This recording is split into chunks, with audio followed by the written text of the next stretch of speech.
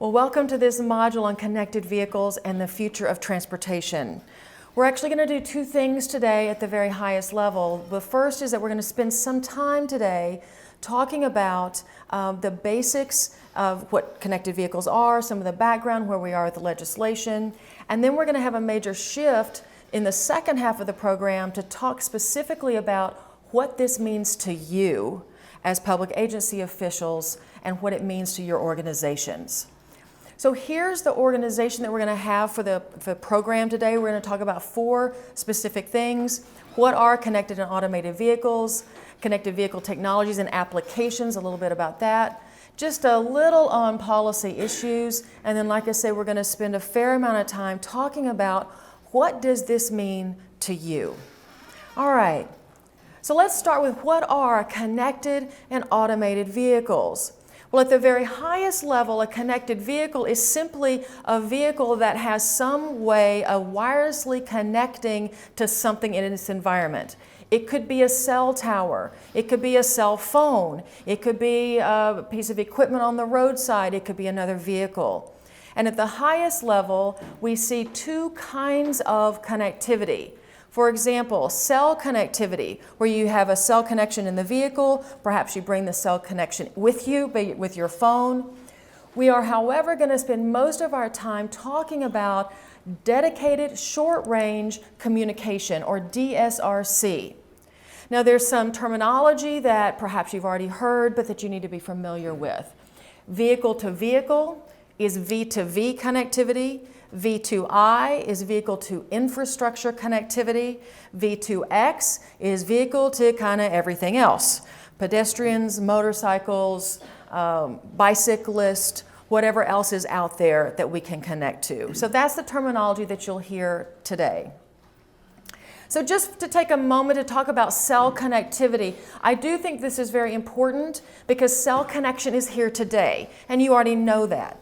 You have carried-in devices that create a cell connection with what you're doing. You have OEM installed equipment in vehicles today that it creates a connection.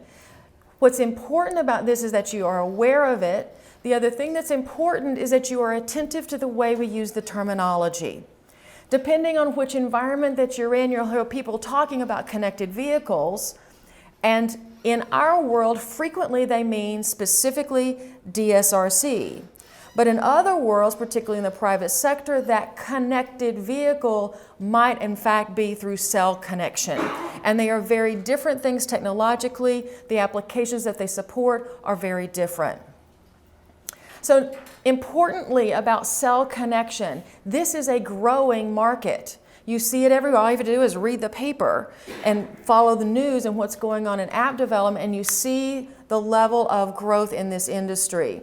The app developers, they're proliferating. If you just look at transportation apps, you'll see hundreds of them.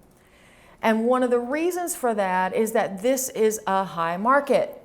There's a lot of money to be made here. So you see the automotive industry trying to shake this out, figure out how do you work with the app developers? Do they develop their own apps? Do they go out and get people to develop them? Ford and General Motors, I think to their credit, opened their dashboards to app developers to have them come and help them provide a lot of creativity. We can learn from that, by the way.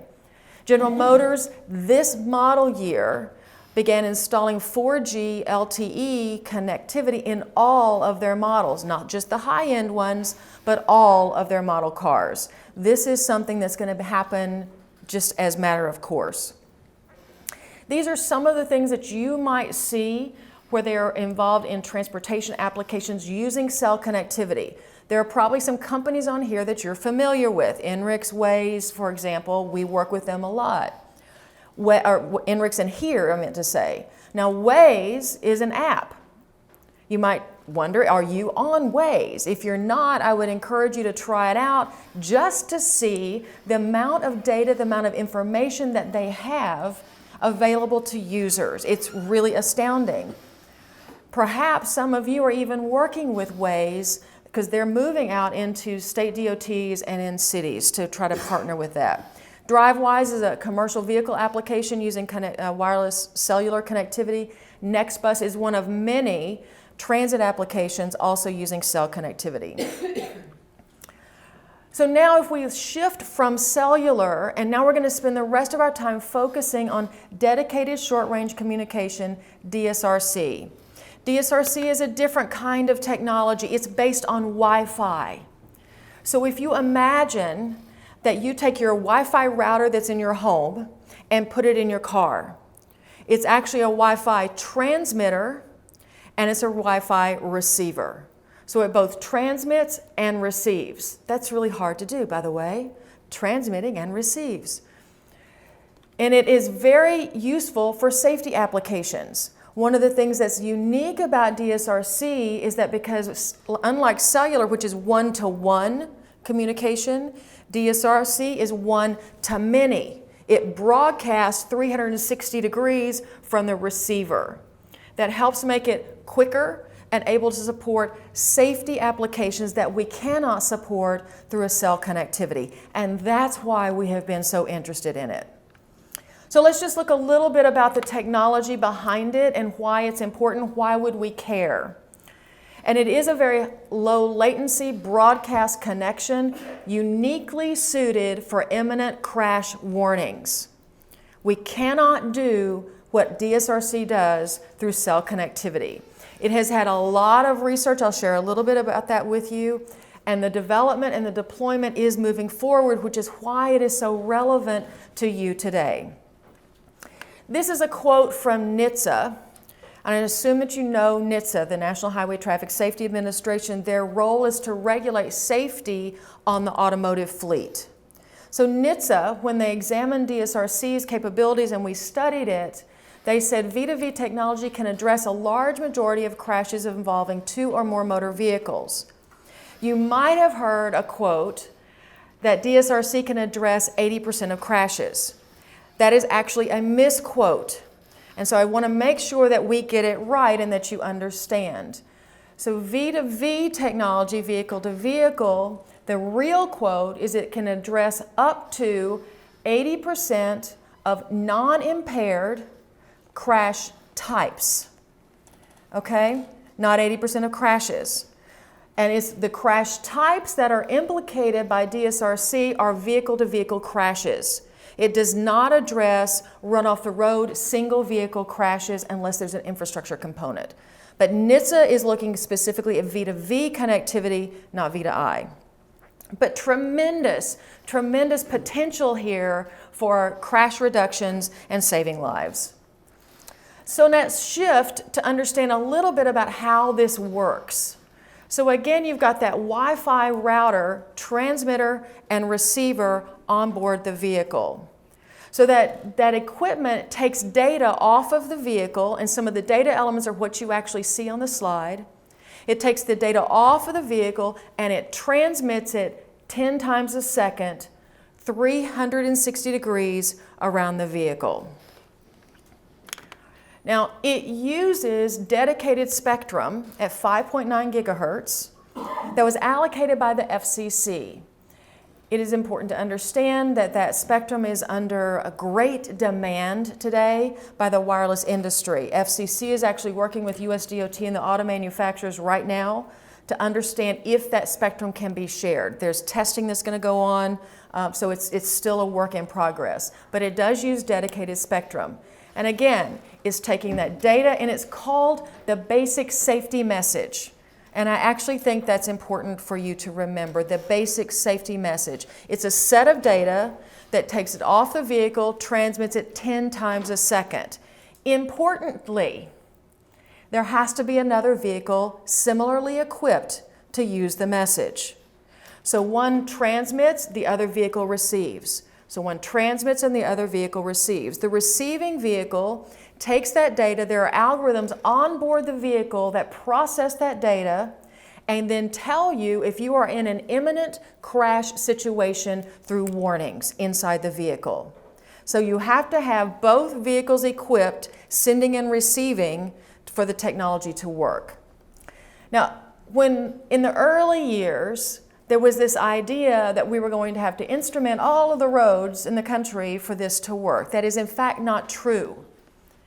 V2V, vehicle-to-vehicle communication, does not require a vast network of infrastructure, except special infrastructure to support a security network, which I'll explain in just a few minutes. So some of the testing behind V2V. You can imagine that if you are NHTSA, right? If you're NHTSA and you're responsible for regulating safety equipment on a vehicle, you take that responsibility very seriously, and having worked with them for years, they take that responsibility very seriously. If you're going to make that kind of decision, you need data, information, research to understand how effective is it effective before you start a regulatory process. So that's what we did. We worked with NHTSA through my old office, and we set up the safety pilot in Ann Arbor, Michigan. It is actually still in operation today. Its work was expanded, so they're still doing tests in Ann Arbor today. The applications that you see on the screen are the 6 applications that were initially tested up in Ann Arbor. We had a fleet of vehicles that were equipped with the technology. They shared the data, and we tested to see how or if it actually decreased crashes and how the drivers experienced the warning system. We set up a security network as a part of that test. The results were obviously very positive. They were combined with some analytical analysis that was done, and the combination of the two is what gave NHTSA the information to say, yes, this is in fact very valuable, and we want to move toward a regulatory approach. So let's look at that regulatory approach. There are a couple of resources that are out there that are important. Now, let me just do a really quick summary of what a regulatory process looks like at the federal government level so that you can understand where we are in this process today. And it is moving relatively quickly for the government. So when you do a regulatory process in the government, it has to be very transparent, it has to be very open, everyone has to have an opportunity to comment on it. What we would do, is we would issue an advanced notice of proposed rulemaking. So they're going to propose a rule, they provide a notice of it, but in some cases, this being one, it's so complex, they will actually do an advanced notice of proposed rulemaking. So in August of 2014, that's exactly what NHTSA did. They published an ANPRM. You can still find it out there. I have a copy of it with me. And they actually asked questions of the community about what it would be like to deploy this V2V technology. The agency has to take all the comments that come in, they have to address all the comments. They have done that. The other thing that they released at the same time was a very large document, it's over 300 pages of a report called the V2V Communications Readiness of V2V Technology for Application Report. It summarized where they are with all their research. It identified all the additional research that's going to be necessary. It's quite extensive. There's quite a lot yet to be done. But it's got also a lot of information that's very useful. So both of those documents were released in August of 2014. There has been a lot of pressure on this technology because of its potential. Consequently, Secretary Fox announced that he has an intention to accelerate the rulemaking process. Normally, NHTSA would have published a notice of proposed rulemaking as the next step, sometime in 2016. He has accelerated that so that they have an NPRM, Notice of Proposed Rulemaking, that they are evaluating internally now, lots of hoops they have to go through, in order to publish it for public comment. So expect that to come out in early 2016, which is an accelerated schedule for USDOT.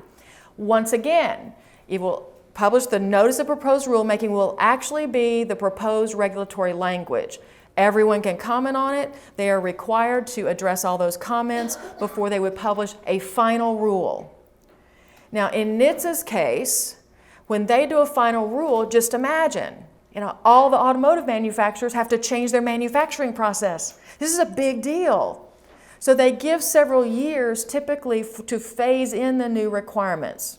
So we'll look at a timeline in just a minute so you have a feel for what we might be looking for in terms of timing. Now, there are other things that are going on as well. In the fall of 2015, FHWA and the Joint Program Office released the first wave of the Connected Vehicle pilot deployments. The 3 that were selected were Tampa, New York City, and Wyoming. Also, FHWA is very engaged in V2I, Vehicle to Infrastructure applications. They released a draft deployment guidance document earlier this year. Also, a copy of that, you can find it still on the internet. It is now internal to the agency, under internal review, again, a lot of hoops they have to jump through, and expect it to be released as official guidance for your use sometime in 2016. That will be a very important document for you to know about. So that's kind of where we are with a lot of these steps. So this is what the timeline looks like. This is important because it impacts what you might want to do with this technology. So again, we had the safety pilot back in 2013. We had a decision by NHTSA in early 2014. They were going to pursue regulation. They've released an ANPRM. We expect the NPRM in early 2016. Again, they've got to do all the comments. It's going to take a while. Maybe they'll get out a final rule in about 2017, would be my guess. Let's say it has a few years of phase-in period. So now you're at 2020, when the technology will be required on new vehicles. NHTSA says, left to its own devices, that it will take about 37 years for a full fleet turnover. All right, because it's only applicable to new vehicles. Many of us, myself included, believe that once NHTSA actually goes through the regulatory process, you'll begin to see creative entrepreneurs and equipment manufacturers who will develop a retrofit opportunity. I think it will go faster than 37 years. All right, I'm just going to very briefly mention automated vehicles. This is a huge topic worthy of actually a lot more thought, but I'm just going to touch on it so we just have it in the mix. So again, NHTSA, about in 2012, 2013, they released a preliminary statement of policy about autonomous vehicles. It was intended to provide guidance to state DOTs about any legislation you might be considering. It is still relevant for that.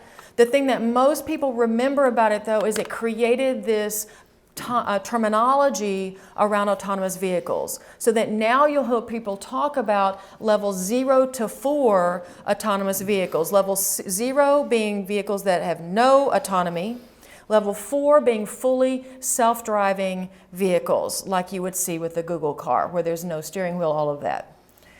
And the levels in between indicate varying levels of automated features inside the vehicle. This is moving at light speed. This is entirely driven by the private sector at this point. It does not require connectivity. So they're doing this separate from the connected vehicle work. This is some of what we see right now, and it actually moves very quickly. You know, you already have level 2 for sure on the market. You're seeing level 3, self-parking vehicles, vehicles that can move in traffic and do like basically automated cruise control. So this is moving very quickly. The reason, there's a lot of money to be made here. So and you're seeing very atypical players in this market, Apple, Google, all of these that are very interested in this market. But I'm not going to go into that any further, but this is absolutely worthy of your attention. I just want to touch on policy issues. I'm not going to go into this a lot. First of all is privacy. This is one of the first things that comes up every time, right? Everyone's concerned about the privacy. What's important for you to understand is that this system, this connected vehicle system, was designed from the ground up to protect privacy. So for example, when you take the data off the vehicle and it's sending it 10 times a second out into the atmosphere, there's not any identifying information in that data. There's no VIN number as a part of that data set. So we don't know who you are driving around sending that information. We'll talk a little bit more about it when we talk about the security network. Now there is one thing where we do have to know something about you. So if something goes wrong with your vehicle and you're not transmitting correctly, we have to be able to notify you. That's through the security network. Data ownership is a thing that's still under discussion, and we'll see how this plays out.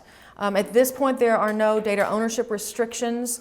However, it's my belief that once we get a little closer to implementation and this becomes more known about, then you might see much more engagement around data ownership issues.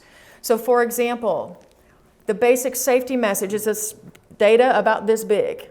There's a basic safety message part 2 that's about data about that big. And that's transmitted less frequently. But there's a lot more data on a vehicle that can now be transmitted. Who owns it? Who gets it? Who has access?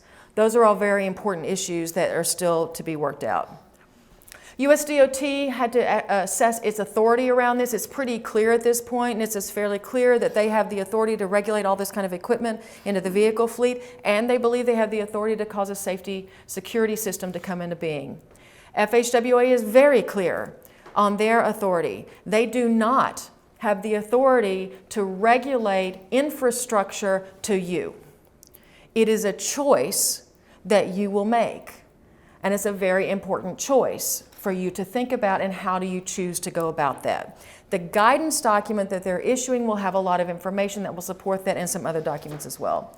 Driver distraction, that was a really huge thing early on with Secretary LaHood. It's still a big thing. NHTSA has distraction guidelines. So for example, the way it works is, say the warning is going to come into the vehicle to you, the driver. The automotive manufacturer has choice about how they choose to send that warning to you, the driver. So for example, how Hyundai chooses to warn you is likely very different than the way Mercedes will choose to warn you. In the test vehicles, some of the basic models just have something that flashes on the dashboard or in the rearview mirrors. In the case of Mercedes, they have lights that would go around, so they're directional. Some of them have seats that vibrate, also directional, to tell you which direction the threat is coming from. So that's available to them for differentiation for their product within a set of guidelines that NHTSA sets up. Spectrum I've already mentioned to you. This is something that's still being looked at because there is so much demand for wireless spectrum, and everyone's just worried that nothing interferes with the ability for this system to provide safety warnings. So let's talk about the security system. It's the Security Credential Management System. This is a highly, highly complex system, and I am not able to give you all the details of it, and actually I don't think you want to know, nor do you need to know them. What I do think you need to know is that it exists and what role you might be playing in it. So the best way that I know to describe this security credential management system is to have you literally feel what it's like. So just imagine for a moment that I am a Ford. So I'm a Ford vehicle. Now imagine that you are, let's pick something good, Ferrari. So you're going to be a Ferrari. So now we're working in a V2V network. So I'm in a situation as my Ford is that I'm receiving the data from that Ferrari. So it's coming at me, and I'm receiving it. Now, I have no idea how they manufacture that equipment. I have no idea what kind of quality control there is. I don't know anything about how that was managed on the Ferrari end. But I, as a Ford, am now in a situation where I have to trust that data coming to me, process it, and decide to give my customer a crash warning. Do you sense how hard that is? It is because of this cooperative nature that we believe in the government that this system would never come into being was it not for federal government role. Because they actually have no way of working together in that kind of cooperation to figure all of that out. So the only way this works is that me as a Ford, and by the way as the Ferrari, we have to work in a trusted network. So there's some way that I know that that Ferrari's message is fine, and I can trust it. So the way that it works at a very high level is called a public key infrastructure system, is that each of us receive wireless certificates. And as long as I have a valid certificate, then my message can be heard by the Ferrari. As long as the Ferrari has a valid certificate, I am able to hear that message and act on it. The certificate changes very frequently, so you can't track the certificates. It's part of the privacy design. There's a different part of the security network that is enabled to be able to contact you to say, you know what, something's gone wrong with your Ferrari. Sorry, but there's something wrong with the message, and it's not either correct, we fear something's happened with your system, perhaps something's hacked into it, but something's wrong.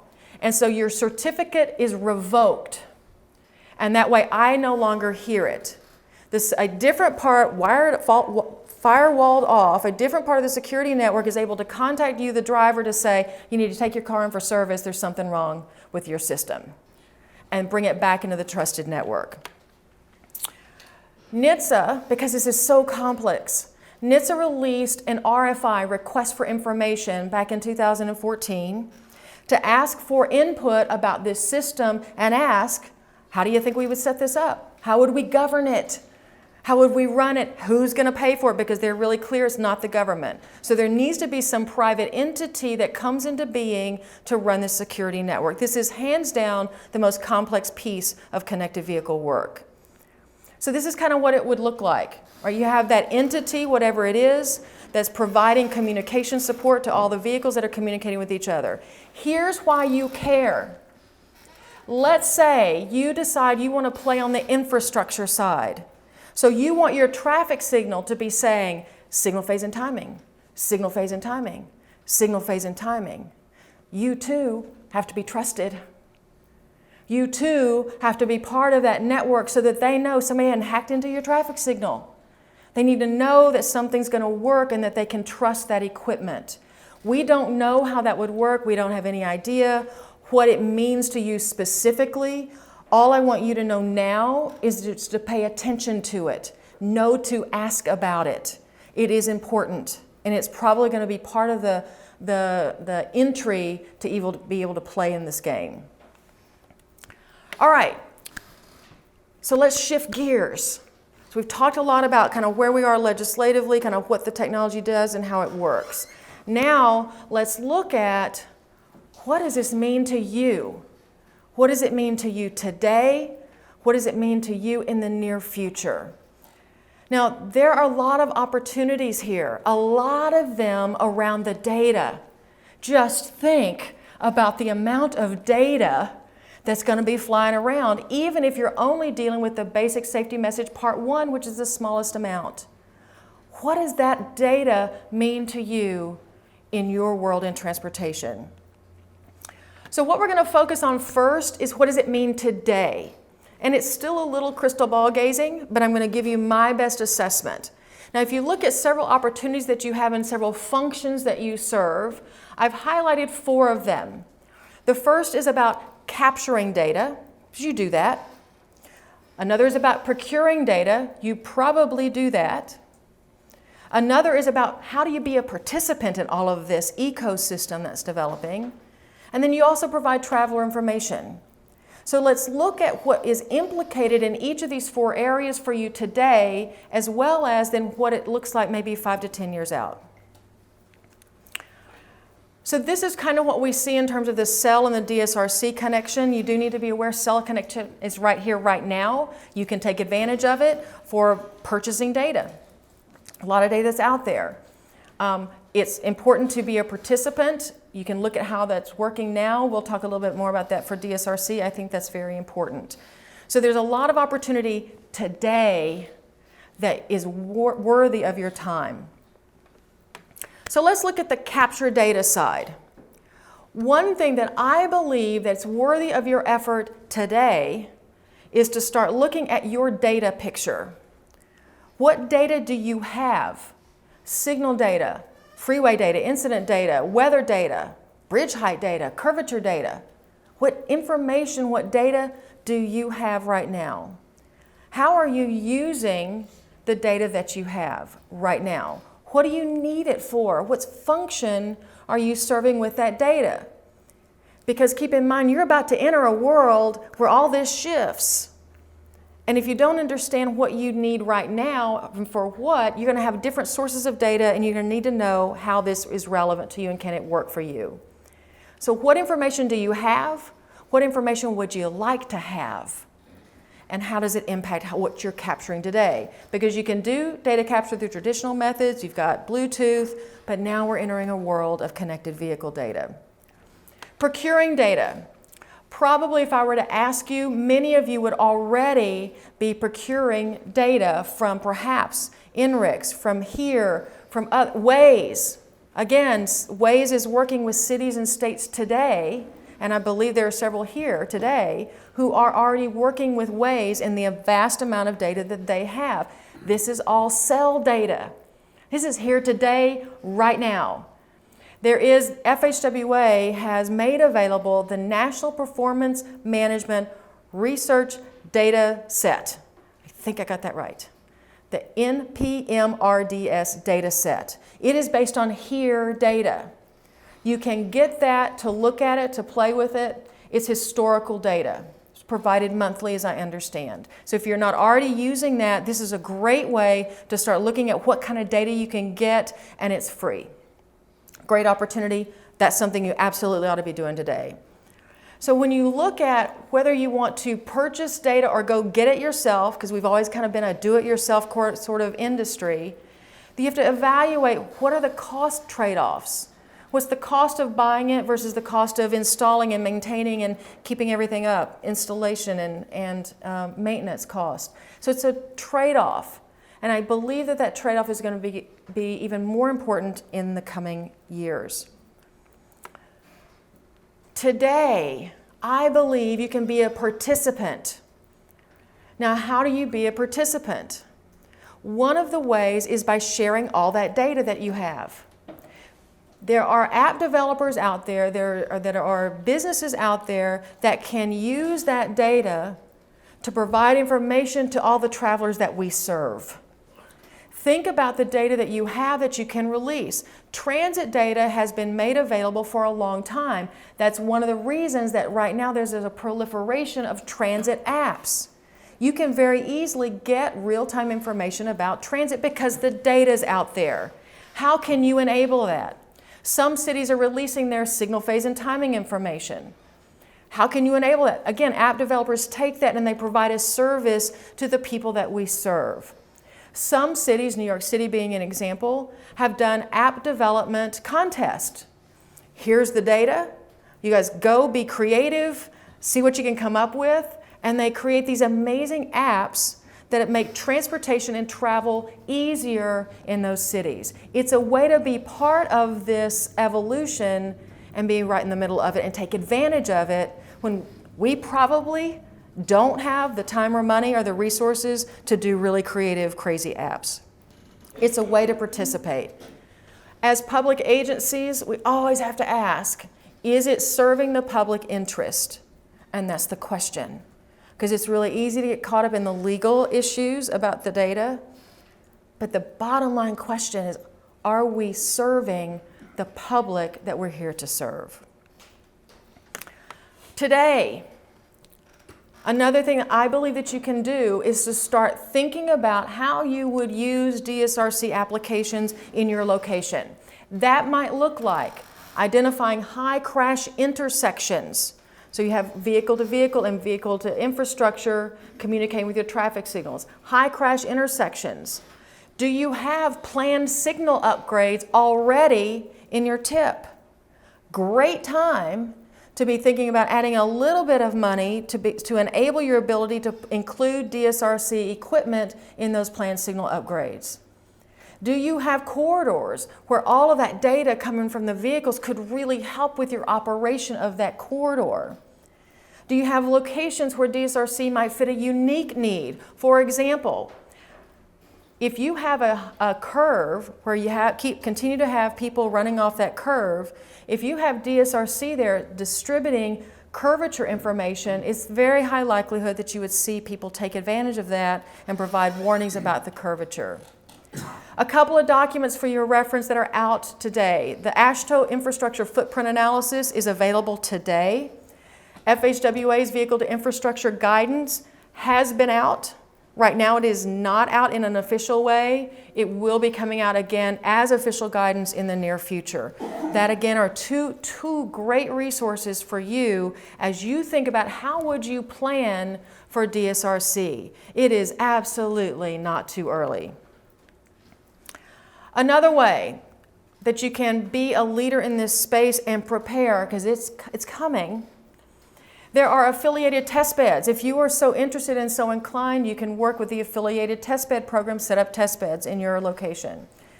It's a good time to start updating your regional ITS architecture to include connected vehicles. There are resources available to you for that as well. If you look at the ITS Joint Program Office website, you have a connected vehicle reference implementation architecture. There's going to be training courses around this as well to update your regional architecture for connected vehicles. There is a Connected Vehicle Deployment Coalition. This is a coalition by AASHTO, ITE, and ITS America. Meetings are free. People coming together to talk about how would you go about implementing the infrastructure side of connected vehicles. There is Connected Vehicles Pilot Deployment Program. I already mentioned Wave 1 was just announced. You see the winners there, Wyoming, New York City, and Tampa. The next wave is expected to be released in terms of an RFP in 2017. We're almost in 2016 already. Now would be a great time to start positioning yourself to be a player in that 2017 wave. All of this is what you can do today. Today. Once again, it is not too early. Traveler information. You provide traveler information right now. 511 centers, right?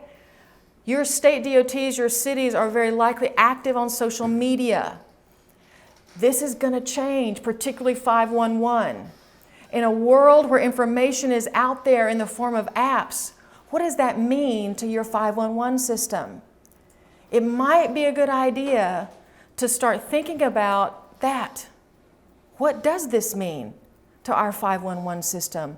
What is our role in this when everyone is providing traveler information? It's likely going to shift what we do in the public sector around things like 511. All right, that's today. Let's look at what you might do a little bit in the future. Not forever in the future. We're going to look maybe 5, 10 years out. And in our world, that's pretty quick. You're doing plans right now in that time frame and longer. It's very relevant to what's going on. If you have not engaged with your planning community, this is a really good time to start because it's going to change a lot, particularly when you combine connected vehicles with autonomous vehicles. It's a huge shift. So let's just think. Let's fast forward 5, 10 years out. What do we see? In the area of connected vehicles, cell connectivity is going to be pervasive. Absolutely, your car is going to have cell connection. You're going to have a lot of data. It's going to be coming through your phone. A lot of information will be out there. DSRC, assuming NHTSA moves forward with regulation, which is likely, will be in the very early stages of the DSRC equipment coming out on the vehicle fleet. We'll be seeing if we've got aftermarket coming into play. So we're going to have very early stages of DSRC equipment. Not a bad time for you all to be there with the infrastructure side. Autonomous vehicles, wow, depends on who you want to believe. Google would tell us that they're going to be here in 5 years.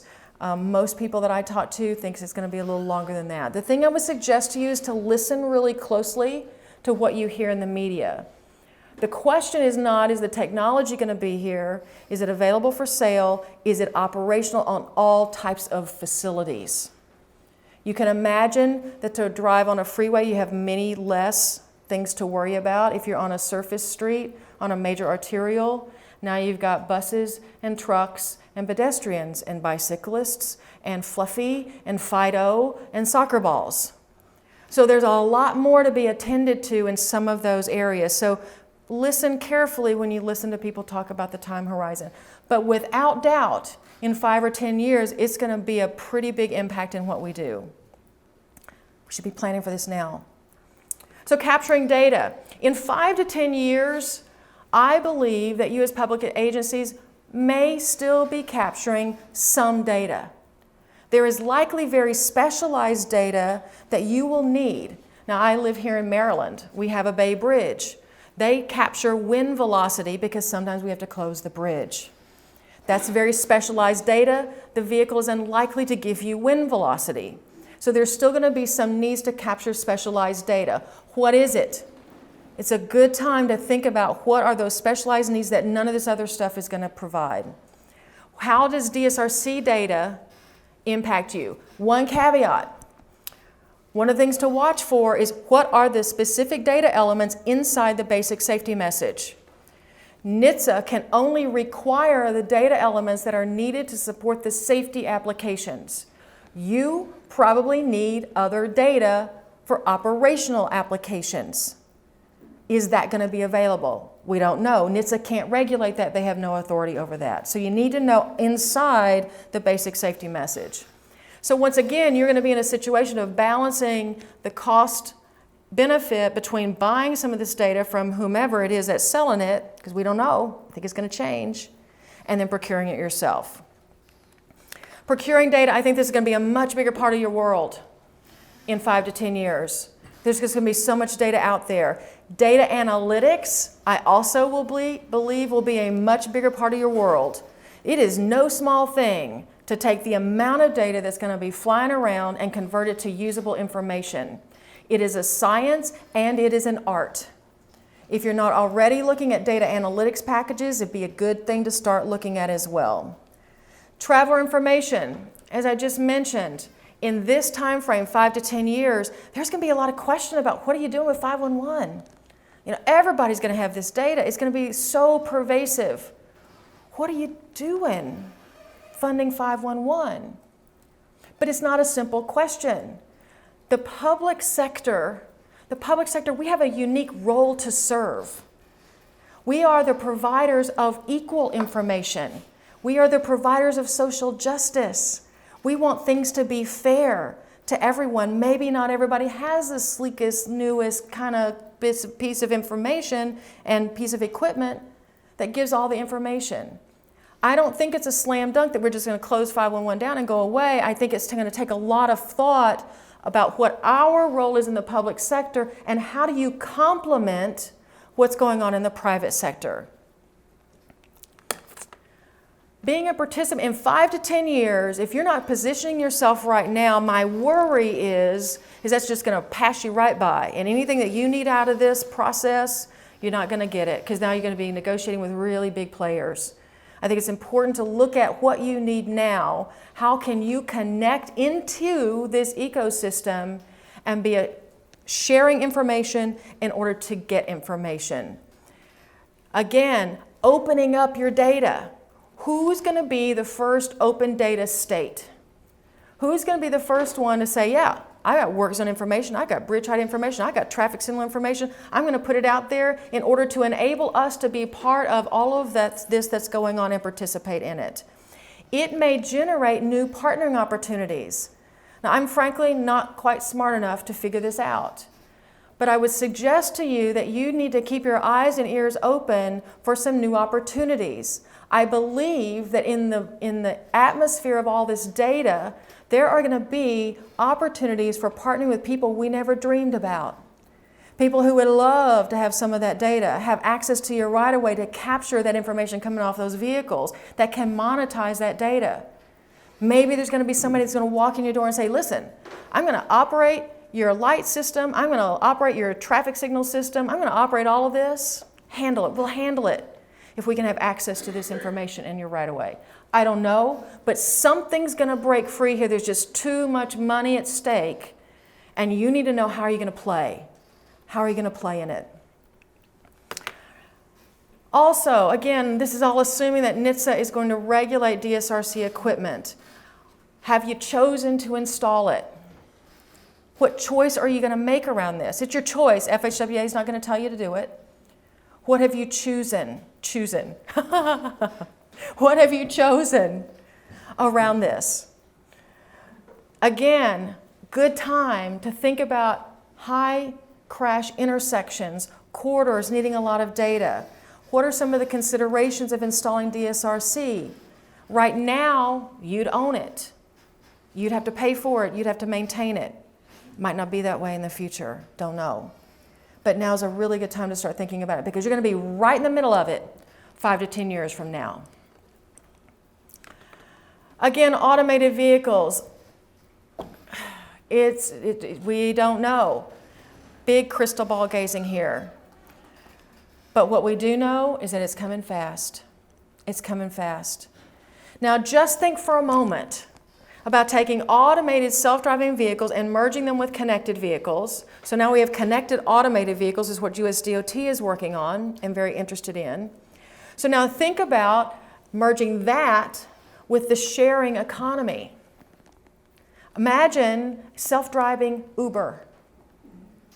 So now instead of all of us having multiple cars in our driveway, we just have transportation as a service. It's not a car, it's a service. I'm just going to call it up on my app, and whatever kind of transportation I need in that moment at that time shows up for me. I'm sharing it with everybody here in this room. We don't need to have as many cars. We for sure do not need to have as much parking spaces.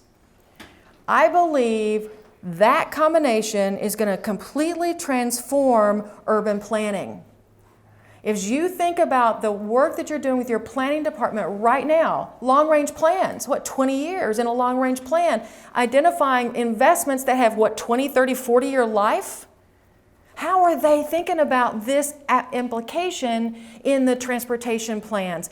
This is a really good time to make sure that you are pulling in your planning department and working together to vision what this might look like and to create some flexibility in that planning process so you can adapt. Because the only thing that we know for sure is that this is rapidly changing and you're going to need to adapt to this on the fly. Not just put it in the plan and we're good to go. That's gone. How can you play in this arena? Another area that I believe personally that we've not capitalized on enough. Some of those autonomous vehicles would really like to follow the striping. They'd really like to be able to consistently read the road signs. How are we working with them? Are we able to say, look, we're going to identify certain corridors and they're going to be autonomous friendly. We're going to make sure that the striping is good. We're going to make sure that the signs work and they're all there where you can read them. We've not done anything with that. The automotive industry assumes that they're working in an environment just like what they see today and that they can't count on those things. So they're designing their equipment to be able to accommodate the environment that we see. How can we help in that and be a partner? If it was my perfect world, I created your to-do list. Here's the to-do list that I would offer to you for your consideration. First of all, look at your data. Look at your data sources, look at your data needs. What are you using? What do you have? Look at your data procurement options. How are you taking advantage of the data that's out there today? Are you using it to the maximum that it's available? Can you become an open data provider? What information do you have that you can start sharing out there to enable more applications to be part of that ecosystem? Study DSRC opportunities, some of those intersections, intensive corridors, data budgeting for traffic signal system upgrades for this technology. Look at FHWA's guidance document when it comes out. Look at the draft right now. These are things that you can do right now on your to-do list. Also on the to-do list is staying in the game. This is moving so fast, it's going to change our world. Are you updating your ITS regional architecture using that connected vehicle reference implementation architecture? Are you part of the connected vehicle pool fund study? Are you participating in the vehicle to infrastructure deployment coalition through AASHTO? Are you choosing to be an affiliated test bed? Do you want to get your feet wet and try out a test bed? Are you using the FHWA MPMRDS data set? We have to fix that acronym. And are you interested in playing in the connected vehicle pilots? That's going to be coming up in 2017. These are all things that you can do right now to stay in the game and increase your participation in these activities to prepare you for the future. Here's what you should be watching for. Absolutely watch for NHTSA's NPRM. It should be coming out sometime in early 2016. When we see it, you need to look at the data content. What data is in the basic safety message, and does it meet the data needs that you just identified? What can you do with it? Watch for the security requirements for participating in the security network. What is it going to mean to you as a public agency? We already have the AASHTO footprint analysis that's available. Watch for FHWA's release of the VITA-I implementation, and then absolutely watch the level of evolution of autonomous and self-driving vehicles. It's going to happen very quickly, but the good news is you're just going to see it in the papers. It's going to be all over the place. So what we've talked about today is we've talked about what are connected and automated vehicles.